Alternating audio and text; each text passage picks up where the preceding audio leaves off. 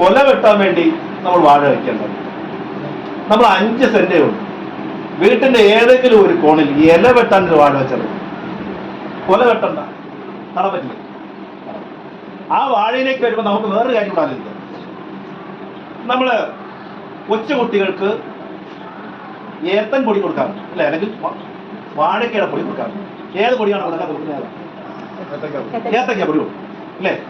നമ്മൾ സൂപ്പർ മാർക്കറ്റിലേക്ക് പോയാൽ അവിടെ ഇരിക്കുന്ന ഏത്തക്ക പൊടിയാണോ? ഏത്തക്ക പൊടി. നാട്ടിൽ കണ്ടിട്ടുള്ള കൊച്ചുകുട്ടികൾ വളർത്തിയിട്ടുള്ള ആരെങ്കിലും ഉണ്ടോ ഇതിനകത്ത്? ഇതൊക്കെ കൊടുത്തിട്ടുള്ള, ഇതൊക്കെ കൊടുത്ത് വളർത്തിയിട്ടുണ്ട്. നമ്മളിപ്പോഴാണ് ഈ സെറിലാക്ക്, ബേബി ഫുഡ് ഒക്കെ അല്ലേ, അങ്ങനെയുള്ള അമ്മമാരുണ്ട്, കൊച്ചുകുട്ടികൾക്ക് ഉണ്ട്. അവിടെ ചെന്ന് നോക്കിയാൽ നമുക്ക് കാണാൻ പറ്റുന്ന ഏത്തനങ്ങൾ. പിന്നെന്താണ് അവിടെ എഴുതി വെച്ചേക്കും? കണ്ണൻ വാഴ.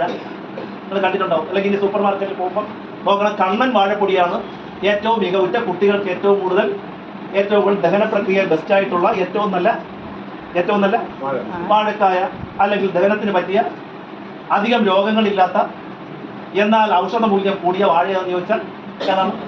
കണ്ണൻ വാഴ. ആ കണ്ണൻ വാഴ വിത്ത് തൈകൾ, ടിഷ്യൂ കൾച്ചർ വാഴ തൈകൾ ഞങ്ങൾ കേരളത്തിലെ വാഴ ഗവേഷണ കേന്ദ്രം എന്ന് പറഞ്ഞാൽ കണ്ണാറയിലാണ്. കണ്ണാറ കേട്ടിട്ടുള്ള കണ്ണാറ പീച്ചി ഡാമിൻ്റെ അടുത്താണ്. ആ പീച്ചി ഡാമിനടുത്തുള്ള കണ്ണാറയിൽ ഞങ്ങൾ വാഴ ബുക്ക് ചെയ്തിട്ടുണ്ട്. ആ വാഴത്തെ എത്തിച്ചേരും. അതിൻ്റെ ഏറ്റവും വലിയ പ്രത്യേകത വെച്ചാൽ ഷുഗറുള്ള ആളുകൾക്ക് കഴിയും. ഷുഗറുള്ള ആളുകൾക്ക് ആ പഴം കഴിക്കാം. വേറെ സൈഡ് എഫക്ട്സ് ഒന്നുമില്ല. അത് വളർത്താൻ വേണ്ടി രോഗമില്ല, കീടമില്ല. എന്ത് ചെയ്യാൻ പറ്റും? വീട്ടിലൊരു വാഴ നട്ടാൽ ആ വാഴപ്പഴം ഉപയോഗിക്കാം. കൂടുതലായി വാഴ വരുന്ന വാഴപ്പഴത്തിനെ ഞങ്ങൾ സംരംഭങ്ങളാക്കി മാറ്റി ബേബി ഫുഡാക്കാനുള്ള സംവിധാനവും ഒരുക്കിയിട്ടുണ്ട്. അപ്പോൾ സംരംഭകരായി വരാൻ താല്പര്യമുള്ള ആളുകൾ, അത് രണ്ടാമത്തെ കമ്പം. ഒരുപാട് ആളുകൾക്ക് തൊഴിലില്ല. നമ്മൾ ഏറ്റവും കൂടുതൽ തൊഴിലില്ലായ്മ വേതന വാങ്ങിക്കുന്ന സംസ്ഥാനം എവിടെയാണ് അറിയാമോ? തൊഴിലില്ലായ്മ വേതനം അത് കേരളം. ഏറ്റവും കൂടുതൽ പൈസ ഇപ്പോഴത്തെ ബംഗാളികൾ ഉണ്ടായിക്കൊണ്ട് പോകുന്നത് എവിടെ നിന്നാണ്? കേരളം. ഇന്നലെ പത്രത്തിൽ വന്ന റിപ്പോർട്ടാണ്. ഏറ്റവും കൂടുതൽ ബംഗാളികളും മറ്റ് ഇതര സംസ്ഥാന തൊഴിലാളികളും അവരുടെ സ്റ്റേറ്റിലേക്ക് പോകും. കാരണം അവിടെ ഇലക്ഷൻ വരിക.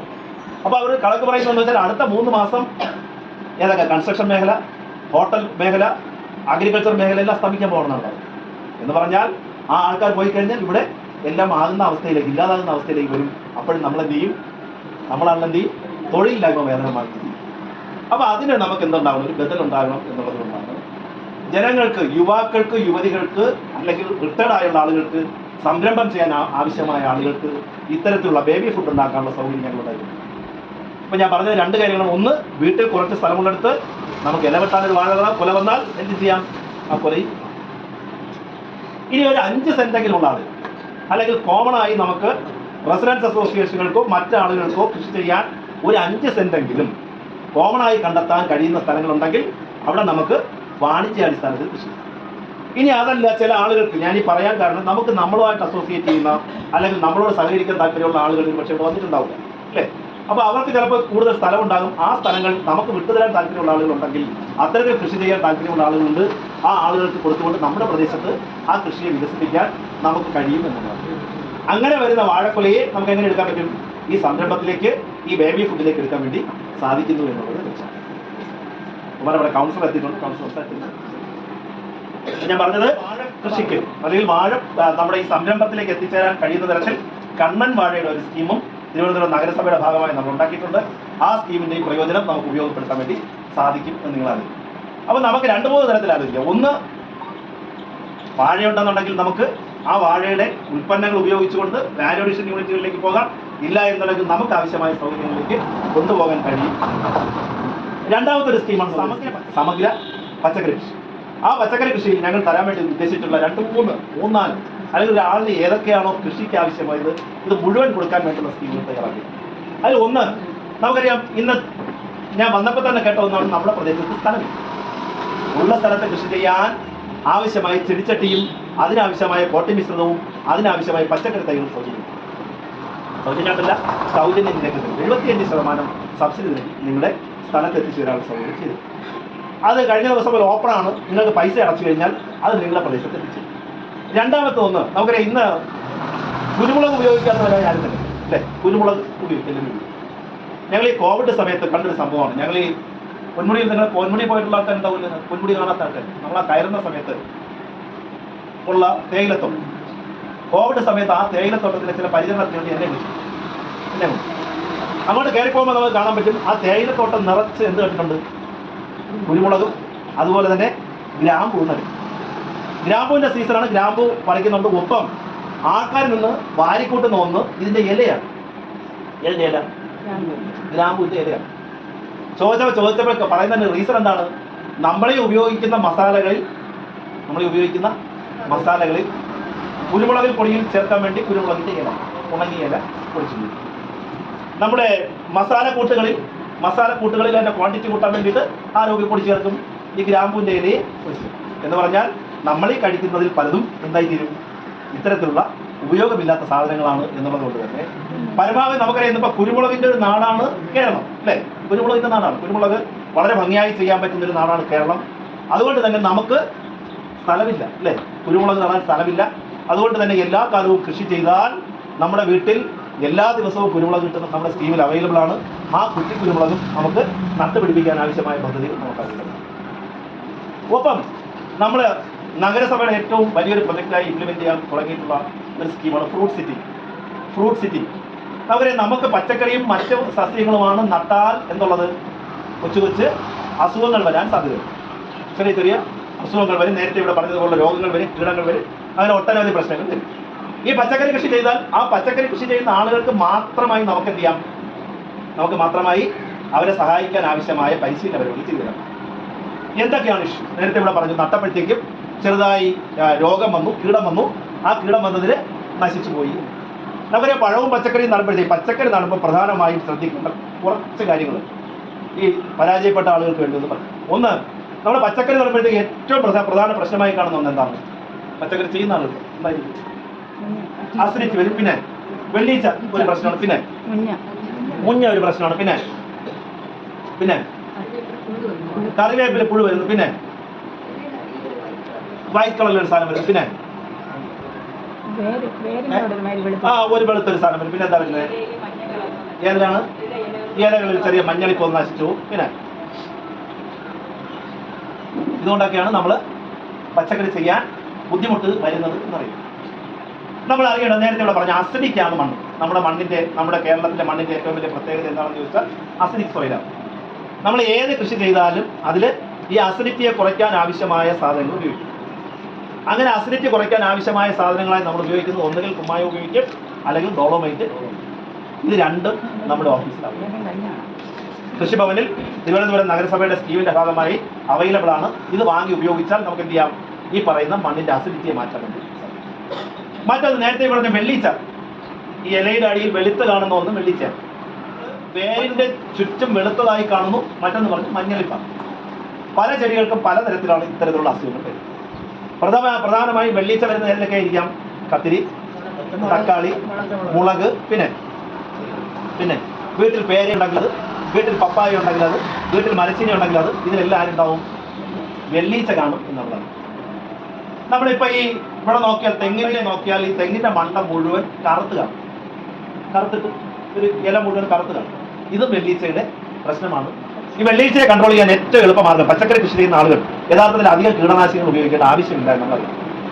വെള്ളീച്ചയെ കൺട്രോൾ ചെയ്യാൻ ഏറ്റവും എളുപ്പമാർഗ്ഗം എന്താണെന്ന് ചോദിച്ചാൽ, ഈ പച്ചക്കറി നട്ട് കഴിഞ്ഞോ 2-3 ദിവസം കഴിയുമ്പോഴത്തേക്കും ആദ്യം വരുന്ന കീടം വന്നത് ചിത്രകീടമാണ്.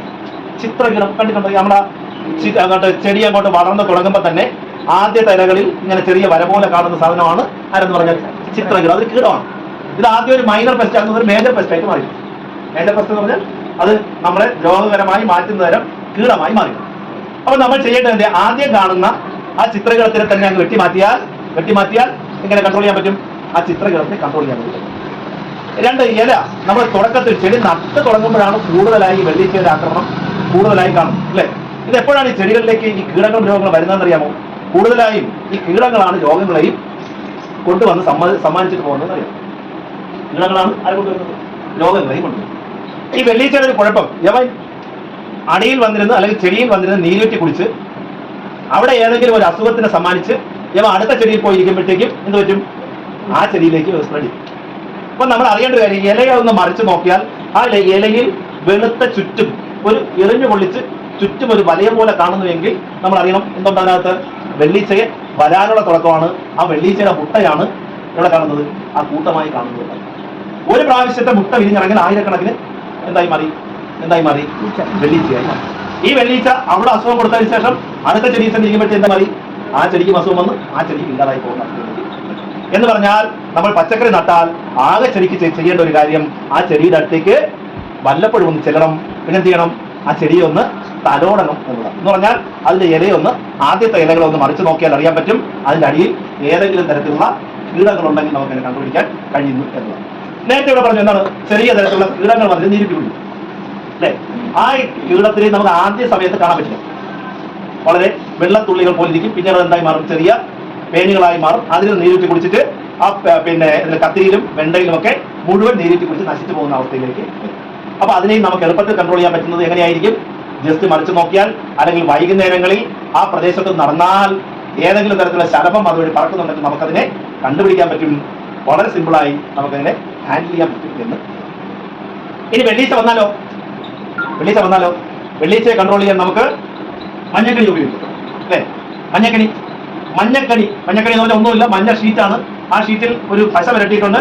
ഇല്ല എന്നുണ്ടെങ്കിൽ മഞ്ഞ കളറിലുള്ള ഒരു ഷീറ്റ് ഉണ്ടാക്കിയതിനു ശേഷം അല്ലെങ്കിൽ പ്ലാറ്റ്ഫോം ഉണ്ടാക്കിയതിനു ശേഷം അതിൽ ആവണക്കണ്ണ പുരട്ടി വെച്ചാൽ ഈ വെള്ളീച്ച മുഴുവൻ അതിലേക്ക് വന്ന് പറ്റും.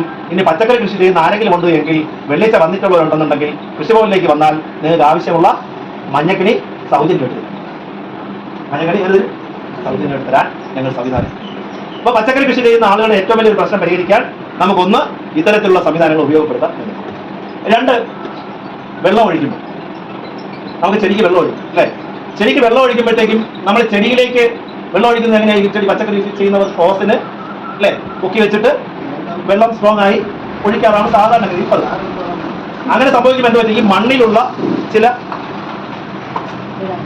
രോഗഹാരികളായ സാധനങ്ങൾ ഇലയിൽ വന്ന് പതിച്ചിട്ട് ഇത് പ്രശ്നമായി തീരുന്ന തരത്തിലേക്ക് മാറിയിട്ടുണ്ട്. അപ്പൊ വെള്ളം ഒഴിക്കുമ്പോൾ ശ്രദ്ധിക്കണം. ഒന്ന്, നമ്മൾ വെള്ളം പൈസ കൊടുത്ത് വാങ്ങിക്കുന്ന ഒന്നാണ്, നമുക്ക് കിണറില്ല, പൈപ്പ് വെള്ളമാണ് ഉപയോഗിക്കുന്നത്. അതുകൊണ്ട് തന്നെ വളരെ കുറച്ച് മാത്രം വെള്ളം ഉപയോഗിച്ചാൽ മതിയാവും. അതിന് മക്കിൽ ഒഴിക്കുക, അല്ല എന്നുണ്ടെങ്കിൽ ഓട്ടോമാറ്റിക് ഡ്രിപ്രിഗേഷൻ സിസ്റ്റം സെറ്റ് ചെയ്യാൻ ഇന്ന് സംവിധാനമുണ്ട്.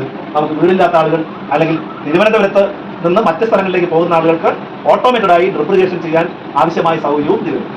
എന്ന് പറഞ്ഞാൽ നമ്മൾ 2 ദിവസം വീട്ടിൽ ആളില്ലെങ്കിലും ഇത് പറ്റും, ഓട്ടോമാറ്റിക്കായി ജലസേചനം കൊടുക്കാനുള്ള സൗകര്യവും പച്ചക്കറി കൃഷി ചെയ്യുന്ന ആളുകൾക്ക് ഇന്നൊരു സൗകര്യമായി തരും. ഇനി നമുക്ക് പച്ചക്കറി കൃഷിക്ക് നമ്മൾ വീട്ടിൽ ചെയ്യുമ്പോൾ നമ്മൾ അമിതമായി കീടനാശിനികൾ ഉപയോഗിക്കാം. വളരെ ചെറിയ 1-2 കീടനാശിനികളെയാണ് നമ്മൾ എന്ത് ചെയ്യുന്നത്, പച്ചക്കറി കൃഷിക്കായി ഉപയോഗിക്കും. അതിൽ 2 സാധനങ്ങൾ ഉപയോഗപ്പെടുത്തിയാൽ നമുക്ക് അത്യാവശ്യം രോഗങ്ങളെയും കീടങ്ങളെയും നമുക്ക് നിയന്ത്രിക്കാൻ വേണ്ടി പറ്റും. ഒന്ന്, സ്യൂഡോമോണസ് ഫ്ലൂറസെൻസ് എന്ന് പറയുന്ന സാധനം. പച്ചക്കറി കൃഷി ചെയ്യുന്ന ആളുകൾക്കറിയാം, സ്യൂഡോമോണസ് ഉപയോഗിച്ച് കഴിഞ്ഞാൽ അത്യാവശ്യം രോഗങ്ങളെ നമുക്ക് കൺട്രോൾ ചെയ്യാൻ വേണ്ടി പറ്റും. അതും നമുക്കൊരു സ്കീമിൽ ഇപ്പോൾ അവൈലബിൾ ആണ്. അത് നിങ്ങൾക്ക് ഒന്നെങ്കിൽ സൗജന്യ നിരക്കിലോ അല്ലെങ്കിൽ സൗജന്യമായി നമുക്കൊരു സ്കീമിൽ സൗജന്യമായും അല്ല എന്നുള്ളത് സൗജന്യ നിരക്കിലും എന്ന് പറഞ്ഞാൽ 75% സബ്സിഡിയിൽ അത് നിങ്ങൾക്ക് വാങ്ങി ഉപയോഗിക്കാൻ വേണ്ടി. 2, ഒന്നുകിൽ ലെക്കാനിസീലിയം ലെക്കൻ, അല്ല എന്നുണ്ടെങ്കിൽ വിവേറിയ ബാസിയം. ഇത് 2 കീടങ്ങളെ കൺട്രോൾ ചെയ്യാനുള്ള ജൈവ മാർഗങ്ങളാണ്. ഇത് 2 നിങ്ങൾക്ക് സ്കീമിന്റെ ഭാഗമായി തരാൻ പറ്റും. ഇല്ല എന്നുണ്ടെങ്കിൽ നമുക്ക് സൗജന്യ നിരക്കിൽ എന്ന് പറഞ്ഞാൽ സബ്സിഡി നിരക്കിൽ തരാനുള്ള സൗകര്യവും ചെയ്തു. എന്ന് പറഞ്ഞാൽ നിങ്ങൾക്ക് ഒരു പാക്കേജായി തന്നെ ഈ കൃഷിക്ക് ആവശ്യമായ സൗകര്യങ്ങൾ ചെയ്തു തരാൻ ആവശ്യമായ സാഹചര്യം ചെയ്തിട്ടുണ്ട്. ഒപ്പം ഞാൻ നേരത്തെ പറഞ്ഞ വാഴ നടണം, പച്ചക്കറിയായി, പിന്നെന്തായി കുരുമുളകുമായി. ഇത് 3 നമുക്കിപ്പോൾ നഗരസഭയുടെ സ്കീമിൽ നിങ്ങൾക്ക് തരാൻ വേണ്ടി ഞങ്ങൾ തയ്യാറാക്കി. മറ്റൊരു സ്കീമാണ് ഏറ്റവും പ്രധാനമായി ഞങ്ങൾ ഇന്ന് ഹൈലൈറ്റ് ചെയ്യാൻ ഉദ്ദേശിക്കുന്നത്, അല്ലെങ്കിൽ വ്യാപകമായി വീടുകളിൽ നടണം എന്ന് ആലോചിക്കുന്ന ഒന്നാണ്. ഫ്രൂട്ട് സിറ്റിയുടെ ഭാഗമായി പഴവർഗ്ഗ സസ്യങ്ങൾ നട്ടു. പഴവർഗ്ഗ സസ്യങ്ങൾ പറഞ്ഞാൽ എല്ലാത്തരം പഴങ്ങളും നമുക്കിന്ന് നമ്മുടെ പ്രദേശത്ത് നടക്കും. തിരുവനന്തപുരം നഗരത്തിലെ ഒരു ഫുഡ് ഹബ്ബാക്കി മാറ്റുക, അല്ലെങ്കിൽ നിയമപ്രദേശത്തിനെ പരമാവധി നമ്മുടെ സ്ഥലത്തേക്ക് ആവശ്യമായ പഴവർഗ്ഗ സസ്യങ്ങൾ ഉൽപ്പാദിപ്പിക്കുന്ന സ്ഥലങ്ങളാക്കി മാറ്റും. അതിനെ പറഞ്ഞതുപോലെ വലിയ സ്ഥലം ആവശ്യം. മുമ്പ് നമ്മുടെ വീട്ടിൽ പ്ലാവ് നട്ടാൽ എത്ര വർഷം കൊണ്ട് കായ്ക്കും? പ്ലാവ് 5 വർഷം കൊണ്ട് കായ്ക്കും അല്ലേ? അതിന് എത്ര വലിപ്പം വരും? സാധാരണ ഒരു മരമായി കഴിഞ്ഞാൽ ഒരു ഏകദേശം വലിയ മരം ആവും. കാരണം പ്ലാവ് നമ്മൾ ഉപയോഗിച്ചുകൊണ്ടിരുന്നതിനാണ്. നമ്മൾ ചക്ക കഴിഞ്ഞാൽ അത് വീട്ടിലെ തടിക്ക് വേണ്ടി ഉപയോഗിക്കും. പക്ഷെ നിലവിലെ പ്ലാവുകളൊന്നും എന്തല്ല, തടിക്ക് വേണ്ടി ഉപയോഗിക്കാൻ കഴിയില്ല. പിന്നെ എന്തിനു വേണ്ടിയുള്ളത് മാത്രമാണ്? ചക്കയ്ക്ക് വേണ്ടിയുള്ള. നിങ്ങൾ ആ പരസ്യത്തിൽ കണ്ടിട്ടുണ്ടോ? വിയറ്റ്നാം സൂപ്പർ എയർലി എന്നാണ് അതിന്റെ പേര്. സൂപ്പർ എയർലി എന്ന് വെച്ചാൽ എന്തായിരിക്കും? സൂപ്പർ എയർലി വളരെ നേരത്തെ കായ്ക്കുന്ന തരം വിയറ്റ്നാമിൽ നിന്ന് വന്ന പ്ലാവ്. ഇത്രയേ ഉള്ളൂ അതിന്റെ പേര് എന്ന് പറഞ്ഞാൽ. അതിന്റെ ഏറ്റവും വലിയ പ്രത്യേകത എന്താണെന്ന് ചോദിച്ചാൽ 1.5 വർഷം കൊണ്ട് കായ്ക്കും. നമ്മൾ ഇവിടെ ഇരിക്കുന്ന ഈ പ്ലാവ് 1.5 വർഷം കൊണ്ട്